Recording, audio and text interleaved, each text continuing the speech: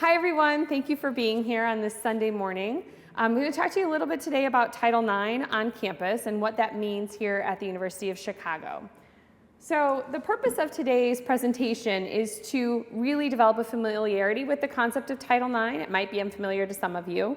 Recognize some policies and processes that we have in place for our students, and then also understand the University of Chicago's approach to supporting students should something happen while they're a student here. So why are we talking about this topic today with parents and families? Well, because there's a national conversation happening, as many of you are aware, with regards to Title IX as well as sexual and relationship violence on campus. It's obviously been in the news. It's been things that people are really talking about, and so we want you to be informed of these pertinent issues as well as how they directly impact the students here at the University of Chicago. We also recognize that you are an influence in your student's life. And so we want you to be able to have discussions with your students about their experiences, and we also want you to engage in conversations about this topic prior to and then after their arrival on campus. And so we want you to be just familiar with what we do for students here at the University of Chicago. And again, we want to have you assist us in reiterating the message that we do not take these concerns lightly and that incidents of sexual misconduct are not tolerated on campus. And we'll talk a little bit more about the consequences for things like that. So what is Title IX? Title IX is a federal statute that is very lengthy, but when we talk about Title IX with regards to sexual misconduct on campus, what we're really talking about is this one sentence here, which is that no person in the United States shall, on the basis of sex, be excluded from participation in, be denied the benefits of, or be subjected to discrimination under any educational program or activity receiving federal financial assistance. And so this statute really prohibits discrimination on the basis of sex in its education programming and activities. A lot of folks think about Title IX, they think about equity in athletics, and that has become expanded to so much more than that. And so in the 1980s, you had the Jean Cleary Campus Crime Reporting Act, which provides us with numbers on significant crimes that occur on or near campus. So you have that, and then in the 90s, there was a lot of Supreme Court cases that were raised with regards to universities' liability with regards to sexual misconduct and sexual harassment on campus. And from those cases came this reinterpretation of Title IX to also prohibit sexual misconduct on campus and provide us with parameters in terms of what we need to do when we become aware of a situation on campus. So that has really broadened the definition to encompass sexual and relationship violence as a form of sexual harassment. And Title IX is supplemented by the Violence Against Women's Act, which is a really terrible name for this act because it really does apply to all genders, identity, and sexual orientation. But those two pieces of legislation really provide us with the framework of how we navigate this specific topic on college campuses today. We get a lot of guidance from the Office of Civil Rights, which is kind of an offshoot of the Department of Education, and with regards to how to manage and remedy cases of sexual misconduct on campus. The Office of Civil Rights provides training, remediation, and investigation into situations where there is sexual misconduct or where there's been reported sexual misconduct. You might be aware that we are under investigation from the Office of Civil Rights along with about 200 other universities. It's been going on for several years now. We're hoping to get a resolution this year with regards to what we need to do on campus. And I will say, since the time we went under investigation to now, the changes in this area on campus have grown leaps and bounds. So you've had the hiring of my position, my supervisor, the Title IX coordinator for the university. Our training looks definitely different than what it did previously. And we just have a lot of more synergy between people like disciplinary affairs and Title IX, deans of students, and others to really work and focus on making this topic something that students are, they care about, and that we have policies in place to help support those guidance from the Office of Civil Rights. So it provides a framework for how we currently operate. Some essential Title IX compliance elements. So the law tells us that once a school has notice of sexual harassment or sexual misconduct, that the school has to take immediate steps to investigate what's occurred. And we have to take prompt and effective action to do three things. One, we have to end the harassment. Two, we have to prevent the reoccurrence. And three, we have to remedy the effects. So those three things have to be in place when we are talking about Title IX cases. The school also has to make sure that we've appointed a Title IX officer to oversee all of our compliance elements. And so we have that both in myself with regards to students, and then with my supervisor, Sarah Wake, who manages faculty and staff investigations and remediation. So in terms of what does this look like at the University of Chicago? So we have a policy on harassment, discrimination, and sexual misconduct. It applies to all students, staff, faculty, and other academic appointments. And this policy covers any incidents that occur on or off campus, and whether they're by the UChicago, a person in the UChicago community or not. And it also doesn't matter what time that an incident occurred. So whether it happened previously before a student got here, or where it occurred, as long as one of the members of the incident is a member of our UChicago community, this policy is put into place. We expect all students in our community to uphold and abide by this policy, which really identifies behaviors like discrimination, harassment, and sexual misconduct. And then through that policy, students are also informed that should the incident be moved to the disciplinary process, that there are consequences or sanctions to their actions should they be responsible for violating our policy. So in terms of the history of our policy, it was created in 2014. Prior to this, sexual misconduct was actually managed within each of the divisions and within the college itself. And so any sort of violation of that policy was investigated and adjudicated within those different divisions. And so in 2014, it was determined that because of the complexity of these cases, the breadth of these cases, and just the training and other things that we need to make sure are in place, we would centralize the conduct related to this specific policy. It was revised in 2015 and then again updated in 2016, so just this summer, to make sure that we're in accordance with the new Illinois state law that went into effect August 1st. The policy is applicable to everyone, like I said. It's centralized, so it was brought out of the divisions and held within the campus and student life area. Jurisdiction, so it does apply to incidents that happen on or off campus as long as one of the members of the incident is a member of our UChicago community. And it's gender and sexual orientation neutral. In terms of the policy itself, we tend to think of it as a funnel. So discrimination is the broadest term, broadest category, and it's really anytime you treat somebody differently based on their protected class or on a protected class, and I'll get to what that means in a second.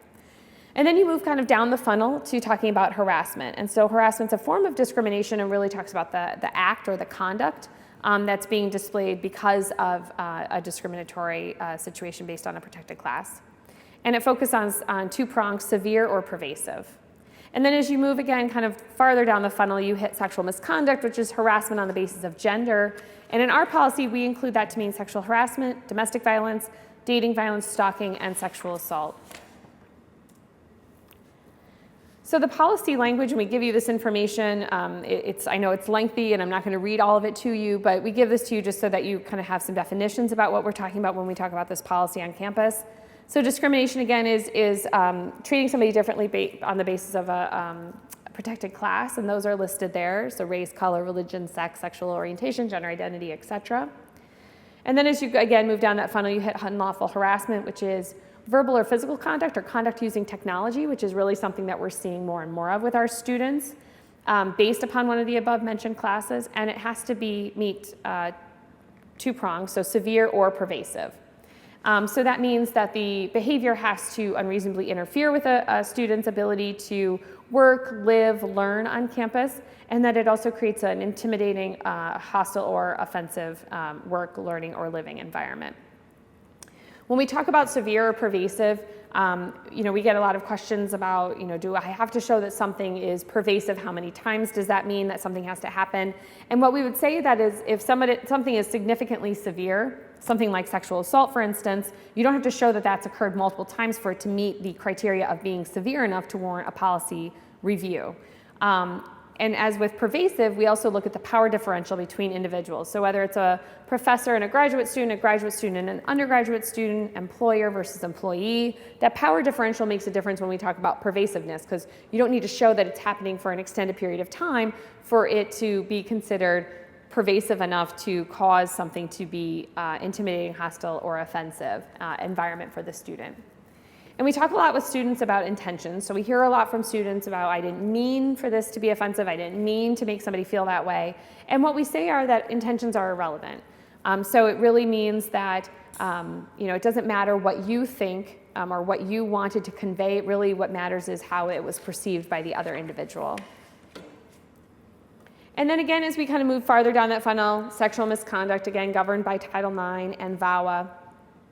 And it really covers a wide range of conduct on campus, so anything from sexual assault and sexual abuse, unwanted touching, persistent unwelcome comments. And again, when we become aware of a situation, witness to or learn about a situation of sexual misconduct, we have to do those three things. So eliminate the harassment, prevent the reoccurrence, and remedy the effects. And sexual misconduct under our policy and according to VAWA also covers dating violence, domestic violence, and stalking. We'll talk a little bit about consent now. We want to make sure that you're aware of how we define consent, because we are going to be giving this information to your students, your student tomorrow in their presentation with our office. And so consent is really important because it really forms kind of the crux of or backbone of sexual misconduct. If you don't understand consent, then you aren't going to understand our policy and what sexual misconduct means on campus. So consent has 4 components. It's ongoing, it's clear, it's coherent, and it's willing.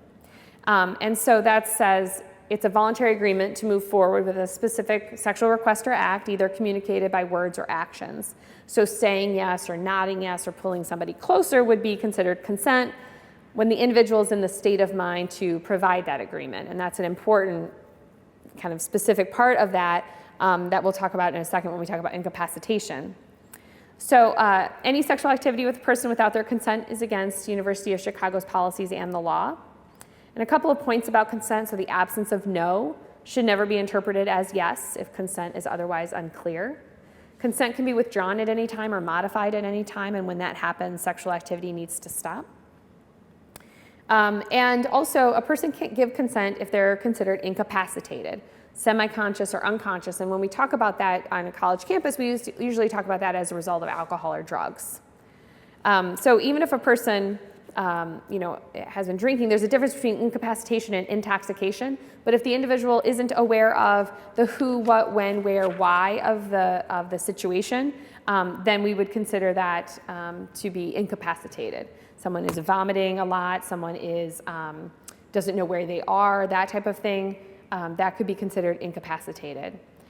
So we use the standard that if a sober, reasonable person in the same situation of the accused knew or should have known that the individual did not or could not consent to the sexual activity in question, then it would be against our policy. So I'm going to move on to talk a little bit about some of the support and resources we have on campus for students. So we have 2 areas in which we support students. So one is through confidential resources and one is through responsible employees. Our confidential resources are individuals like our sexual assault dean on call.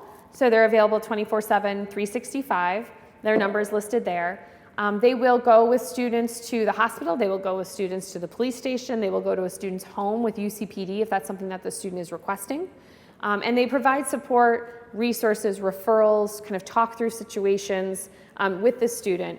And they can do all of that without having to disclose the student's identity or any pertinent information about the situation to anyone else without the student's consent. So they don't have to disclose anything at all, and they would only do so if they had the student's consent to do it.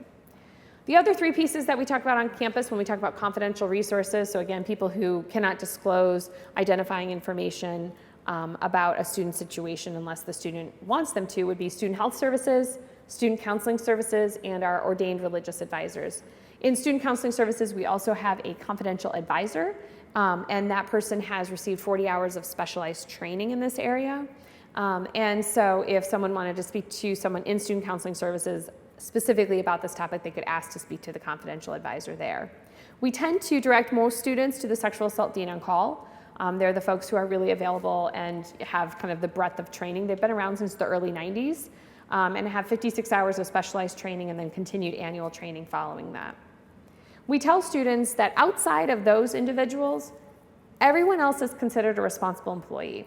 So any other university staff or faculty member, some student leaders, so your orientation leaders, resident assistants, deans of students, UCPD, all of these folks are considered responsible employees, which means that if a situation is disclosed to them, then that has to get reported to the Title IX coordinator. If it's a student situation, it would get reported to me. If it's a faculty or staff situation, it would get reported to Sarah Wake, and I'll give you our information in a second. Responsible employees cannot guarantee confidentiality, but they can promise privacy in terms of the disclosure. So the Office of Civil Rights provides us some guidance on what a responsible employee is, and there's the 3 bullet points there. The one that we really highlight the most is that 3rd bullet point, so who a student reasonably believes has an authority or duty to act. You know, the University of Chicago is a highly decentralized place, and it's also a university, so it's highly bureaucratic. And we don't expect our students to know our org charts. We don't expect students to know who to go to, who would have kind of the authority to act in this type of situation. What we know is that if a student reasonably believes that someone has an authority or duty to act, then we have an obligation to do so. So this is where you kind of bring in any faculty or staff because students make connections with different people while they're on campus. We want to make sure that who they're comfortable with disclosing this to understands the support and resources that are available to that student, and make sure that we can get that information in Title IX to be able to provide that to the students. Responsible employees have to report any instances of sexual misconduct, so including sexual harassment, dating violence, domestic violence, and stalking. And the university's obligation under law is to take prompt action. Is triggered when someone witnesses or is otherwise has knowledge about a specific incident. Again, they can't guarantee confidentiality. That's what our confidential resources are for, but they can promise privacy in terms of disclosure. So when someone discloses something to them, they're not kind of broadcasting this information within their division or within their class or with their peers. Really, this information is given just directly to Title IX. And what happens when we get that information is that we then follow up with an email outreach for support and resources. Students are not compelled to meet with us, so we will provide them support and resources, and then they have that as an option should they want to kind of follow up on anything. Some students are kind of ready to do that at that point in time, and other students just need a little bit more time to think about what it is they actually need. Students can have a support person of their choice in any meeting with us. That individual provides, care to the student during any conversation, but they don't necessarily have an active role in that discussion. So that's where we see parents a lot of times kind of coming into these situations is as a support person for their student. Any other kind of conversation with parents, we are bound by FERPA law, so any other concerns, we would have to get a release from the students to be able to speak with parents about any sort of situation that's happening on campus.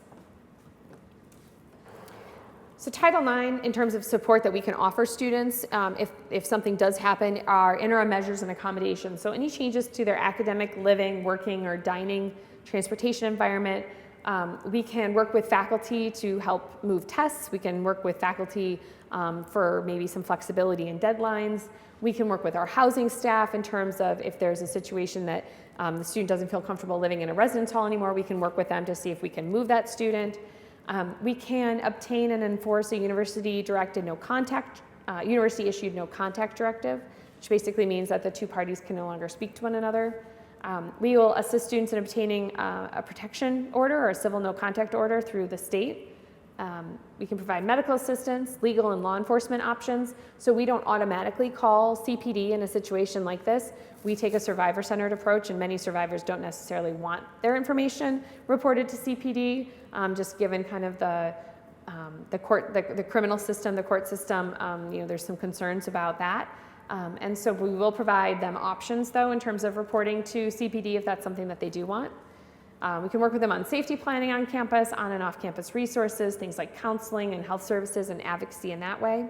And then we also will provide a referral to the disciplinary process. So students who are reporting up through Title IX and obtaining access to Title IX support and resources, it's not an automatic referral to the disciplinary process. If the student wants to initiate that, the student can initiate a referral to the disciplinary process, but it's not something that automatically happens. So we make that really clear with students because many times students want support for themselves, but they don't want to feel like they're losing control of the process or they're getting on some sort of train that they can't get off of. So we make that very clear. If they want access to discipline, we will get them over to the disciplinary process. If they just want support and resources under Title IX, we will provide that as well. Some additional resources that we have on campus. So we have some emergency services listed there at the top: emergency room, UCPD, and CPD. The 4 next ones are confidential resources, so our sexual assault data call, health services, counseling services, and religious advisors. And then the rest of the folks there are folks who are integral in these types of cases and will work with students on support and resources, but don't necessarily, but again, would be considered responsible employees under our policy. In terms of some of the things that we're doing for education and prevention on campus, so we do have a mandated online training. As of August 1st, Illinois state law tells us that we have to provide annual training to all students, any student who's taking at least 1 class here during the year. First years are getting this through the Haven module, which they should have already taken. And then we have an O-week presentation with them tomorrow. Second through 4th years and graduate and professional students are getting online training. That's starting, and it has rolled out starting last Friday and is going to continue to do so throughout the next week. Students have to complete that training by week 6 of the fall quarter, or there will be a hold placed on their account for winter quarter registration. Faculty and staff are also required to complete annual training, so staff are getting it again through an online training that's starting in mid-October. Faculty are getting in-person presentations from my supervisor, Sarah Wake, who's the Title IX coordinator for the university. We do a lot of in-person graduate student orientations, just given kind of the role of graduate students being in the classroom with undergrads and what their roles and responsibilities are with regards to responsible employees. So making sure that they understand that they need to disclose anything that they become aware of, as well as just our policy in general, and making sure they understand power differential and sexual harassment and what that looks like. We provide flyers, posters, programming, and then we also have a pretty extensive website presence through UMatter and our provost office. Some of the flyers that we've put together look something like this. So students are going to receive cards in their bags that look like this: what consent is and what consent is not. And then we also have posters that we've hung around campus as well that look similar to those consent posters. A couple of other outreach efforts. So we have a resources for sexual violence prevention that provides education programs and awareness on campus with regards to sexual assault, sexual abuse, dating violence, domestic violence, and stalking. Our area is going to be creating a student advisory board this fall out of the provost office to manage some of the concerns and issues and really provide some deliverables on this topic. And so applications are going to be available for students mid to end October. And then I'm going to also be hosting open office hours on Tuesdays from 11 to 2 so that students can drop by and discuss any concern, question, or situation. And so those are some of the outreach efforts that we are doing at this moment in time. Are there any questions about anything? That's our information if you have any questions or concerns. Yes? This presentation will be available to the students? Yeah, a modified version of it. This was kind of more directed towards parents, but yes, a modified version is going to be presented tomorrow to students, tomorrow afternoon. Yep, all about Title IX and our policies. Yep. Okay. Great, thank you, appreciate it.